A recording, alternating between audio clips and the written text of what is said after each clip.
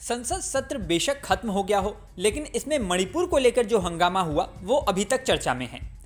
विपक्ष संसद सत्र शुरू होने से पहले से लेकर अभी तक मणिपुर को लेकर सरकार पर निशाना साध रहा है, लेकिन संसद में एनडीए के प्रमुख नेताओं में शामिल ज्योतिरादित्य सिंधिया ने पूर्वोत्तर के जो आंकड़े पेश किए उसने विपक्ष को परेशान कर दिया होगा। सुनिए उनके भाषण का ये अंश। नॉर्थ ईस्ट की जब हम बात करते थे एक दशक पहले, तो चित्र हमारे दिमाग में आता था, हिंसा का चित्र आता था, आतंक का चित्र आता था, अस्थिरता की चित्र आती थी। और उसके पीछे एक कारण है।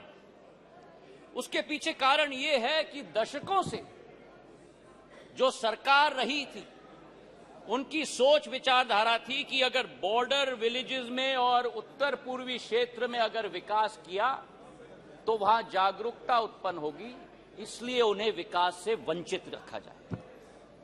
हमारे प्रधानमंत्री ने 2015 में देश के प्रधानमंत्री ने पहला कदम लिया।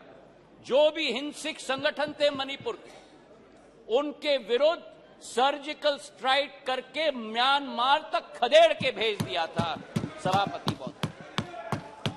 और उसके बाद पहला कदम जो लिया, विकास व्यापक सोच के साथ, एक विचारधारा के साथ, उन्होंने एक विकास का मंत्र दिया सभापति महोदय, विकास का मंत्र दिया हीरा, क्योंकि उत्तर पूर्वीय क्षेत्र भारत का हीरा है।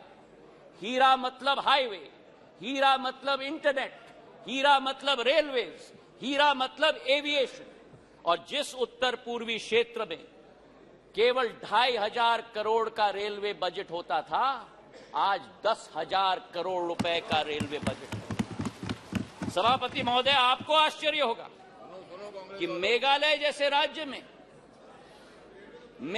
जैसे राज्य को 100 साल इंतजार करना पड़ा जब तक प्रधानमंत्री नरेंद्र मोदी जी नहीं बने कि मेघालय को अपने 100 साल में पहला स्टेशन मिला जब बीजेपी और एनडीए की सरकार बनी। नागालैंड को 100 साल बाद शोकुवी में एक रेलवे स्टेशन, दूसरा रेलवे स्टेशन मिला।